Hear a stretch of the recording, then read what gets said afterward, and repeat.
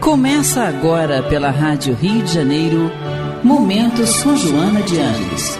Um programa que trará a você as lições da espiritualidade. Produção e apresentação, Maria de Fátima Miranda. Amigos ouvintes da Rádio Rio de Janeiro, que o Senhor Jesus nos conduza. Estamos de volta para o nosso encontro semanal, estudando a obra da Joana de Ângeles, através da mediunidade do Divaldo Pereira Franco.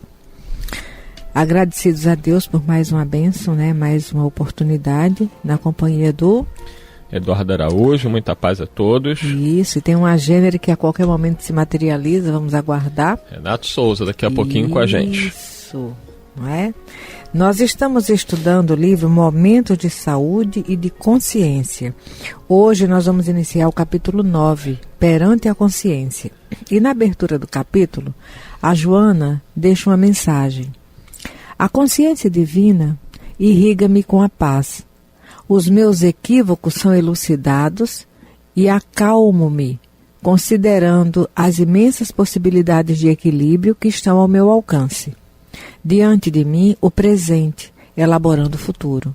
O passado são as lições aprendidas e as vantagens do conhecimento servindo-me de suporte para o crescimento interior. Confio e renovo-me, tranquilizando-me no bem. Essa mensagem dela faz o resumo do que ela vai tratar no capítulo, não é? Eduardo, quer comentar alguma coisa? A questão dos equívocos, que todos nós temos. E ela diz que os meus equívocos são elucidados e acalmam-me, considerando as imensas possibilidades de equilíbrio. Quer dizer, todos nós cometemos equívocos e isso às vezes nos dói, porque constatar a própria inferioridade moral não é fácil, porque aquilo que nós já estudamos e aprendemos, eu lembro muito de um companheiro, Marco Aurélio Baldança, presidente lá do Centro Espírita Sociedade de Estudos Fraternidades lá na Penha, que ele diz, nós não somos o que nós pensamos, nós somos o que nós sentimos. Então, o que eu penso, eu poderia chegar próximo aí daquilo que pensam as grandes almas como Chico, como Dona Ivone, Divaldo, Raul, mas eu sou o que eu sinto. Então, diante disso, os equívocos são muitos e as dificuldades imensas. Mas isso não deve deixar com que a gente se desanime, se deprima, mas pelo contrário, a gente tem que elucidar, como diz Joana, compreender os nossos equívocos, acalmar e mudar a rota, mudar o caminho. E ver que nós temos grandes possibilidades de busca de equilíbrio que estão ao nosso alcance, como ela coloca aqui. Então, não desanimemos, apesar dos nossos erros e das nossas imensas dificuldades. Quer iniciar a leitura, Eduardo? Vamos nós. Enquanto o Renato não chega, nosso leitor, capítulo 9, Perante a Consciência. Entre os flagelos íntimos que vergastam o ser humano, produzindo inomináveis aflições, a consciência de culpa ganha destaque. Insidiosamente instala-se e, qual ácido destruidor, corrói as engrenagens da emoção, facultando a irrupção de conflitos que enlouquecem. Isso aqui é muito sério, gente, porque a consciência de culpa, ela realmente pode levar uma pessoa à loucura. Dependendo da gravidade do equívoco, conforme ela colocou antes de iniciar o capítulo, dependendo do tipo de equívoco que nós tenhamos cometido, dos danos que esse equívoco tenha causado na vida de pessoas, às vezes em situações muito graves, dentro da família, dentro do lar, no trabalho, dentro da instituição religiosa, onde for, de acordo com o nível do equívoco, do erro que nós tenhamos cometido, lidar com as consequências desse equívoco muitas vezes é extremamente difícil e dolorosa. E aí a consciência de culpa, juntamente com o assédio espiritual que se aproveita dessa brecha, que é uma verdadeira porta arrombada, eles entram com tudo e aí vão massacrando a pessoa, no seu campo emocional, psicológico, e não são poucos os que acabam entrando em processos de depressão grave, alguns em processos de esquizofrenia, né, que seria uma perda de contato com a realidade, já que a pessoa não consegue lidar com a realidade. Outros acabam entrando no abuso das drogas, lícitas ou ilícitas, né, para poder esquecer da culpa, e daí é ladeira abaixo. Muitos acabam como suicidas diretos ou indiretos. É uma situação realmente que nós não podemos diminuir a importância dela. A consciência de culpa é extremamente perigosa. A consciência de culpa, ela também já se apresenta no homem que a razão de alguma forma já está adiantada, né, Eduardo? Porque quando o ser não tem certo discernimento, ele não tem critério para avaliar nem se enquadrar, mesmo de forma automática pela consciência. Mas como todos nós somos seres milenares e já estamos transitando na era da razão há muito tempo, quando nós temos essas experiências, a nossa iniciativa primeira, quando não temos ainda esse fortalecimento emocional psicológico, é justamente fugir de si mesmo. Por isso que a consciência de culpa é uma fuga de si mesmo, que nos projeta no fosso da nossa emoção, por isso que pode levar à loucura. E nesse mecanismo de fuga, aí o ser começa a agir cada vez mais de forma desastrosa. É como se ele ficasse com a alma meio que anestesiada e chega a pontos de esquizofrenia ou psicopatia.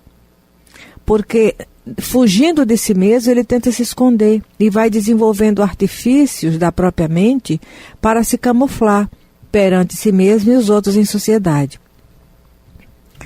Vamos lá? Vamos nós. Ela continua dizendo o seguinte: decorrente da insegurança psicológica, no julgamento das próprias ações, abre um abismo entre o que se faz e o que se não deveria haver feito, supliciando com crueza aquele que lhe sofre a pertinaz perseguição. Considerando a própria fragilidade, o indivíduo se permite comportamentos incorretos, que lhe agradam as sensações para logo cessadas entregar-se ao arrependimento autopunitivo, com o qual pretende corrigir a insensatez. De imediato, assoma-lhe a consciência de culpa que o perturba. Perversamente, ela pune o infrator perante si mesmo, porém não altera o rumo da ação desencadeada, nem corrige aquele a quem fere. Ao contrário, não obstante o cobrador inclemente, desenvolve mecanismos inconscientes de novos anseios, repetidas práticas e sempre mais perigosa punição. Então, ela vai desenvolvendo a questão da consciência de culpa e mostrando a gravidade em que a pessoa pode entrar. Porque quem de nós nunca cometeu um erro sério, grave? Sim. Todos nós já cometemos. Agora, a questão é como nós lidamos com isso. Eu entendo que a melhor maneira, quando possível, é a gente ter a humildade de ir até aquele a quem nós prejudicamos, ir até aquele a quem nós causamos algum mal e tentar pedir o perdão, se desculpar, tentar reparar o erro de alguma maneira, porque pelo menos é uma atitude de humildade que não necessariamente nós vamos encontrar no outro a compreensão, né? Pode ser que o outro diga que não, eu não te perdoo, o que você fez é imperdoável, mas pelo menos nós tentamos. Sim. Então, assim, esse é o primeiro passo. Agora, se o outro não te perdoa, você vai ter que buscar esse auto-perdão, que Joana fala também. Pois é, porque a consciência de culpa é o algoz de si mesmo. Por isso que mutila e dilacera. Eu lembro do Mileco, nos microfones da própria Rádio Rio de Janeiro, ele falando em relação a essas vivências, não é? Então ele dizendo que existem situações e momentos em que o ser fluidicamente fica até adverso para você se aproximar e pedir desculpas ou se retratar por conta de um antagonismo fluídico. E o próprio mecanismo de fuga, a não aceitação de que pode ser diferente, ele orientava assim: visualiza a situação, visualiza o outro e mentalmente aproxima-te, olha nos olhos. Depois você começa a visualizar o outro, aproxima-se dele e dirige um cumprimento. oferece uma rosa, estende a mão e vai mentalmente se desvencilhando dessa tortura íntima do equívoco cometido, aguardando o momento próprio para materializar a situação, se aproximar do outro e tratar com naturalidade, porque o outro, em algum momento, também agiu ou age semelhante a você. Então, quando você começa a se desarmar diante de si mesmo, compreendendo a sua fragilidade e o seu momento de crescimento e aprendizado, você já vai também compreender que o outro está no mesmo nível. Então, eu lembro alguém que dizia assim: diante de qualquer situação que te desperte temor, angústia, ansiedade, pânico, pare e observe a posição do sol. Porque você está diante de uma situação onde tem um gigante crescendo, trazendo desconforto emocional, trazendo medo, trazendo ansiedade. Então pare e observe a posição do sol. Porque dependendo da posição do sol, o que você julga ser um gigante pode não passar da sombra de um anão. São essas experiências que nós vivemos, que precisamos delas para amadurecer, para crescer. E por não termos estrutura psicológica ou ainda não ter despertado para esses mecanismos e recursos que nós podemos utilizar, nos acovardamos diante de nós mesmos e ficamos fugindo. Aí nos tornamos presas fáceis, cada um de si mesmo. Cada um é algoz de si mesmo através da consciência de culpa. Então vamos lá, continuando aqui no capítulo 9, Joana diz: atavismo de comportamentos religiosos, morais e sociais hipócritas que não hesitavam em fazer um tipo de recomendação com diferente ação deve ser eliminada com rigor e imediatamente. O que fizestes não mais podes impedir ou evitar. Disparado o dardo, ele segue o rumo. Avaliza, desse modo, seus efeitos e repara-os quando negativos. Se a tua foi uma ação reprochável, corrige-a, logo possas, mediante novas atividades reparadoras. Se resultou em conflito pessoal a tua atitude, que não corresponde ao que crês como és, treina o equilíbrio e põe-te em vigília. Fraco é todo aquele que assim se considera, não desenvolvendo o esforço para fortalecer-se. Quando justificas o teu erro com autoflagelação reparadora, logo mais retornarás a ele. Então não adianta, né, a pessoa ficar ali se punindo, martirizando, né, se martirizando, se machucando às vezes fisicamente, emocionalmente. Isso não vai resolver. Cedo ou tarde, a pessoa acaba retornando, né, ao mesmo problema. Ela não resolve. Né? Isso não vai fazer com que você resolva dentro de si mesmo a questão da culpa. Não é se punindo, não é se condenando que você irá se libertar dessa culpa. Ao contrário, até abre chagas emocionais em quem está do lado. Porque sofre junto, se torturando por não conseguir retirar o outro daquele estado em que se colocou, não é? E a mutilação vai cada vez mais fundo na alma. Então é como ela diz, quando justifica, fraco é todo aquele que assim se considera. Então a fraqueza não é cometer erro. Olha, cometer erros não necessariamente é indicativo de fraqueza moral nossa, preste atenção. Existem equívocos, existem erros. O equívoco é aquela coisa que você nem presta atenção. O outro é que você, com toda a atenção, age errado porque ainda não conseguiu vivenciar aquela experiência de forma assertiva, mas não tinha intenção. É uma coisa muito interessante que a doutrina espírita nos ajuda a considerar. Existe esse equívoco momentâneo que é você, por desatenção, você age e não foi legal. Outra coisa é você se prepara, você raciocina e chega ali e comete algo, age de tal forma e é um erro. Outra coisa é a maldade. Porque quando você se organiza, projeta tal e age e sua ação ainda é errada, E você está tentando acertar, tanto que você se organizou, você elaborou, tentou fazer o melhor. Mas a direção não era ideal, o ritmo não era ideal, a proposta não era ideal e o erro acontece. Outra coisa é quando você sabe que está errado e você fala, mas eu vou agir assim só porque. Aí você não está cometendo erro, você está sendo mal, você está sendo perverso. E julgando que está alcançando o outro na sua maldade, você está ferindo a si mesmo. Então é nisso que a gente tem que tomar cuidado, porque a fraqueza não está no erro cometido. A fraqueza está em não buscar os recursos que estão à nossa volta, fora de nós através do amparo de um terapeuta e dentro de nós através do Cristo interno. Nós temos sinalização divina, nosso DNA é divino, nós temos o nosso Cristo interno. Quantas pessoas não têm acesso a um terapeuta material, não pode chegar no consultório de alguém para lavar sua alma e fazer essas pequenas cirurgias na emoção. Mas no dia a dia, na reflexão, no cumprimento dos deveres, na simplicidade e na sinceridade, consegue acessar o Cristo interno. E como nós desdobramos toda noite, os benfeitores amigos percebem o nosso movimento na busca de encontrar esse caminho de equilíbrio e força. E a situação é superada, é trabalhada de uma forma mais ajustada e feliz. O Renato chegou, seja bem-vindo, Renato. Materializou-se. Olá a todos, pois é, chegamos, né? Nós estamos aí no capítulo 9, Renato. Finalzinho dele, é isso? Na segunda parte. No parágrafo 14 aí, se eu não me engano. Propõe-te encarar a existência.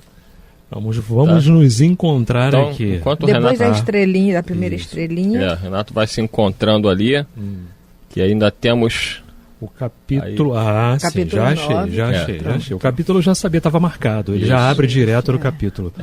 Mas... Então, vamos dar a sequência aqui. Ó. Joana vai dizer o seguinte: propõe-te encarar a existência conforme é, e as circunstâncias se te apresentam. Erradica da mente as ideias que considera impróprias, prejudiciais e conflitivas. Substitua-as vigorosamente por outras saudáveis, equilibradas e dignificantes. Quando não dispões de um acervo de pensamentos superiores para a reflexão, vai escolhido pelo caráter vernal, pueris, perniciosos, que se te fazem familiares, impulsionando-te à ação correspondente. Toda realização inicia-se na mente, desenhada no plano mental, vem materializar-se ao primeiro ensejo. Pensa, portanto, com correção, libertando-te das ideias malsãs que te gerarão consciência de culpa. É o nosso grande, maior desafio, lidar com o campo mental, né? Porque no campo mental a gente se permite aquilo que não se permite normalmente no dia a dia. E aí, muitas vezes, acabamos buscando pensamentos que mais nos escravizam a consciência de culpa, que mais nos escravizam as tentações e as dificuldades que nós enfrentamos. Então aqui Joana vai dando a dica de que quem quer se libertar da consciência de culpa precisa mudar os pensamentos, Renato Souza. Exatamente. Não é? E aí quando a gente não tem esse equilíbrio, não é? Acabamos permanecendo presos, criamos grades e ficamos, né, colocando a nossa alma, né, nosso ensejo de querer melhorar, limitado ainda por causa dessas atitudes, desses pensamentos malsãs, né? E uma das coisas que a gente tem observado assim, no dia a dia, conosco mesmo, né, quando estamos meditando e naquelas buscas de compreensão de certas situações, também acompanhando outros companheiros a nível de atendimento fraterno e tudo mais, é que o pensamento de culpa, ele é um algoz tão ferrenho que depois ele se volta contra o outro. Sim. Porque às vezes quando você está muito mergulhado nesse pântano da consciência de culpa, nessa fuga de si mesmo, você vira, além de estar sujeito a esse algoz interior que é o sentimento de culpa, torna-se algoz dos outros, porque fugindo de si mesmo, você projeta a responsabilidade das suas frustrações nos outros. Uhum. Não é? E ainda tem a questão da culpa que você está falando, porque existem as questões que você não sabia. você ignorava até então, mas aí existe aquilo que você já sabia. Pois é. E aí tem um peso diferente, né? Com certeza. Agora você ficar se culpando por aquilo que você... Mas eu não sabia.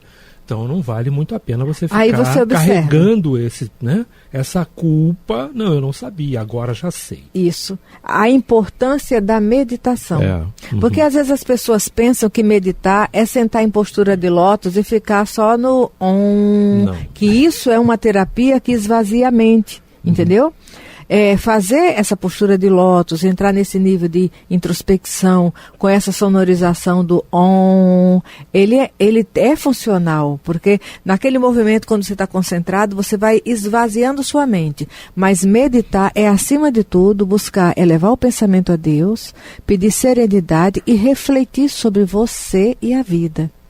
Sim. Os fatos, o que foi, como não foi. Eu acho muito interessante, porque na minha adolescência eu não tive acesso a certas coisas, mas eu ouvi alguém que eu não digo que era espírita, eu era católica, não tinha nem identificação com a doutrina espírita, mas todas as vezes que eu estava muito inquieta, entendeu? Eu ouvia tipo assim: analisa, como você se sentiu em determinada situação? Por que você se sentiu daquele jeito? E o que você agiu depois de você se sentir e tal? Então, como você agiu? Por que você agiu? E o que você fez depois desse... Isso era uma indução a uma meditação. Sim. Que aí você ficava vasculhando a mente, tentando encontrar as respostas da sua emoção diante dos fatos, das circunstâncias das pessoas. Isso é meditar. Então está ao acesso de cada um de nós. Tal situação foi identificada como um equívoco, como um erro. Um erro, em primeiro lugar, foi um erro. Mas esse erro, eu estava atento para ele? Não, foi um lapso, porque desatentamente, eu agi de uma forma equivocada que trouxe consequências. Sim. Não, eu planejei fazer tal coisa, eu idealizei, até me preparei, mas deu errado. Você não tinha intenção. Porque o erro em si é uma tentativa de acerto frustrada. Se você não tem vivência, não tem experiência, não tem maturidade, não tem um arquivo, Sim. Você tem chance mais de errar do que de acertar, no mínimo 50%. Sim. Não é? Sim. Agora, não, eu já sabia que tal ação traz situação dolorosa, que marca, que fere. Então eu não fui equivocado. Eu não errei simplesmente. Eu usei de maldade. Só que nessa maldade, o outro só foi ferido se tivesse da sintonia. O outro pode ter sido alvo da minha ação, mas se não estava na minha sintonia, ele não se feriu. Não é? Então, o que é que eu vou fazer? Eu feri a mim mesma. Quando nós começamos, por isso que a Joana nos convida ao autoconhecimento. Nada nós fazemos ao outro, ainda que o outro seja o idealizador e momentâneo da nossa projeção. Mas sempre fazemos a nós mesmos. Com a consciência disso, vale a pena sair desse estado, porque você também é o seu libertador. Exato. Você cuida da tua própria, da tua própria liberdade, inclusive. Bom, tem o último parágrafo, dá tempo? Vamos lá. Sempre que errares, recomeça com o entusiasmo inicial. A dignidade, a harmonia, o equilíbrio entre consciência e conduta tem um preço à perseverança no dever.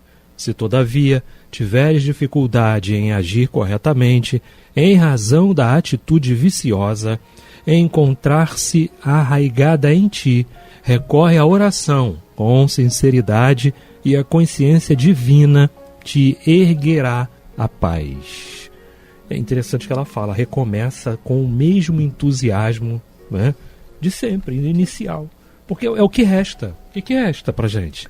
Se não o entusiasmo, se não a vontade de vencer, se não a esperança, porque acho que essa é a palavra correta, Esperança, de acertar mais e errar menos.